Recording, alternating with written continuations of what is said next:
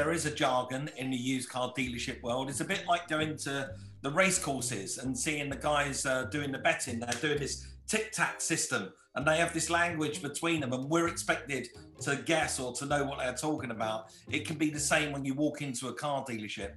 And being the owner of car dealerships, even we're guilty of it. You know, you sit with staff and you're chatting about a car in front of a customer, and you're using jargon that the customer won't understand or has possibly never heard of before. So this is a little peek behind the curtain and an explanation to what some of that jargon means.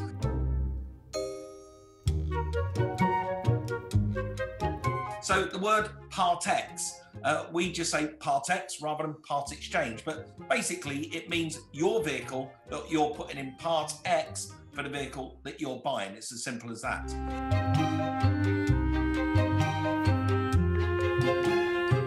Another word that gets bounded around, and you may have sat in front of a dealer and he says, do you want PCP?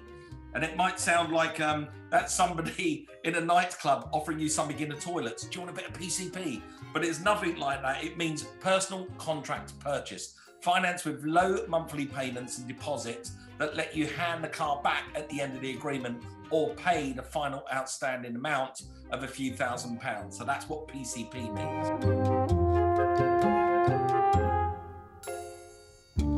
You may have heard a dealer say, do you want HP? Now, that means hire purchase. That means that your finance payments will be higher, but you're basically owning the car. You're paying off the car all the time that you own it.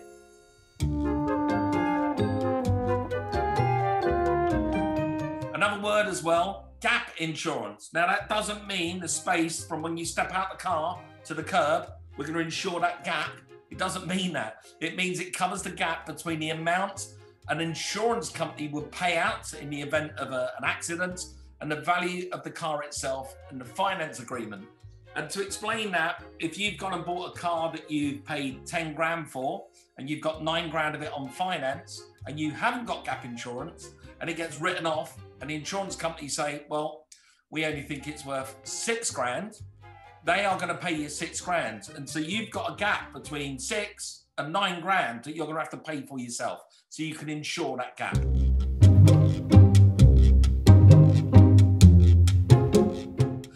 Negative equity, which is another good term, and we use it all the time, is when a car's true value is less than the amount that you owe on it. So if you're going to put a car in part X with a dealer and it's got finance outstanding on it, if it's worth less than the value of the car, the value of the car is worth less than your negative equity, that means that you'll probably have to borrow more money on the car that you're buying. So that's another word that we use all the time.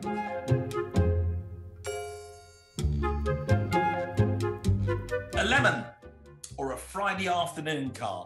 Now, a lemon, I've used that word over and over again in my TV career, means that the car is a bit sour, a bit nasty, or a Friday afternoon car. That means that somebody on the factory floor was more interested in getting home and having these fish and chips on a Friday and a pint in the pub than tightening up the nuts and bolts of the car on a production line. A particular example of a car seems to have a never-ending list of faults, possibly a car that's built at the end of a shift without much care. So look out for those.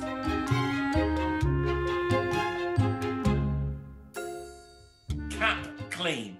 And we would use that all the time in car dealer speak. We have guides. So, and you have to remember the word guide. It's just a guide.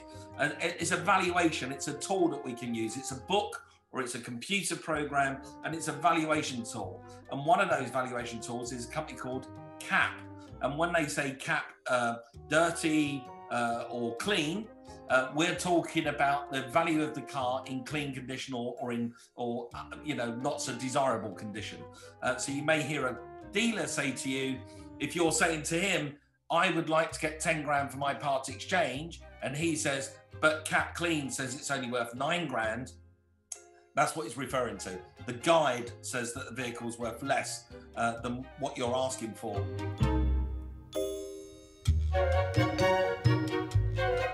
Now, this is a language that's used not only in the car dealing world, but in the estate agent world. It's probably used in IKEA as well. It's somebody that goes in, never really has the intentions to buy anything, but they just want to look around and kick the tyres, and they waste your time, and they're wasting their own time. So that's what a tyre kicker is.